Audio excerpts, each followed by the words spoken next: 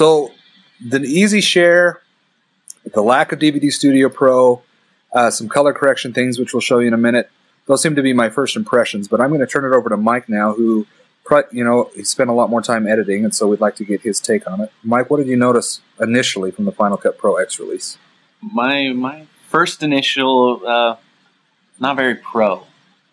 It seems to me more like a Final Cut Express, where they took features that more than your casual iMovie guy or Windows Movie Maker guy will do, and they added in some features, but I don't know. I'm not saying that it's not pro use. I mean, obviously you've got all the codec support, bring in high-end cameras, you can do stuff. I think this really, my initial thought, or maybe not initial thought, but thought after a little bit, is this is geared towards that middle market, that freelance corporate video budget shoestring market, where the guy needs to get it done fast, needs to be good, but it's not Hollywood, it's not prime time, at least not yet.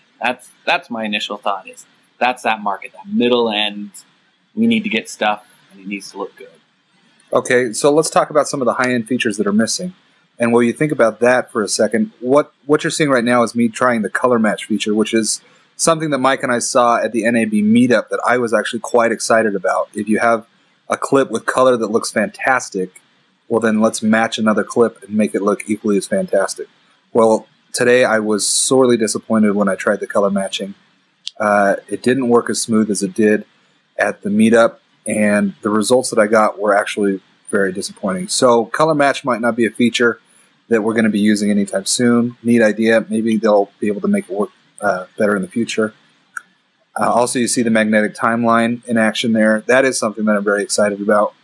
A lot of the features of the magnetic timeline, I believe, are going to change the way that we do editing, along with the background rendering. That's fantastic.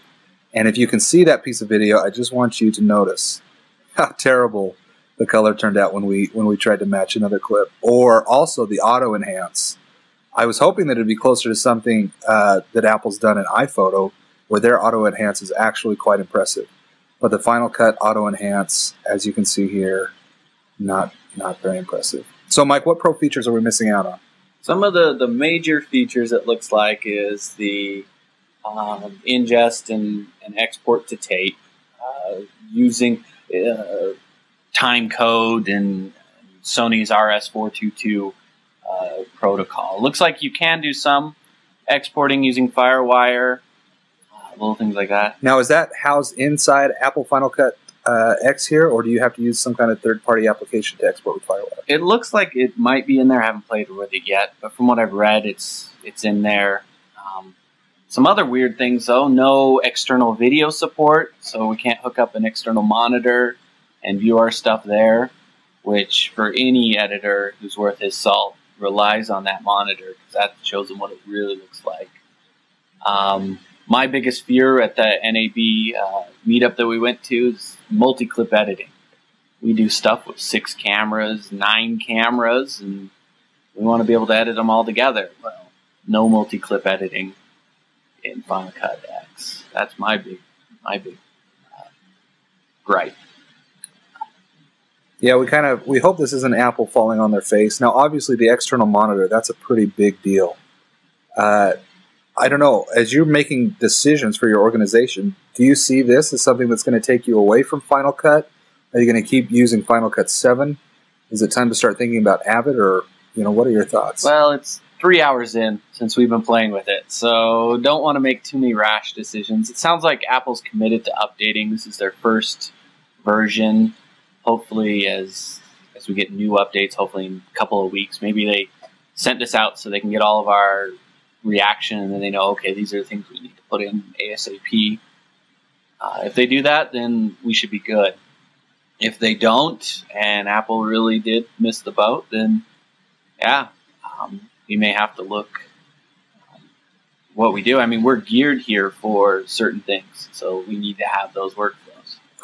Well, Mike, thank you very much for sitting down with us. As Mike mentioned, we are just hours into Final Cut Pro X, so this really is a first look, and there's a lot yet to be determined.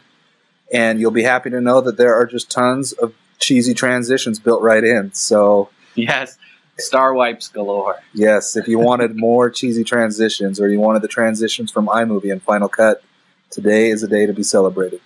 But overall, I'm pretty happy with Final Cut. It is a great way to get a product to market really fast. In about 15 seconds, I'm going to hit the publish to YouTube video, and it'll be there for you to see. So I hope you enjoy it. Go ahead and download Final Cut X and play around and let us know what you think. See you later.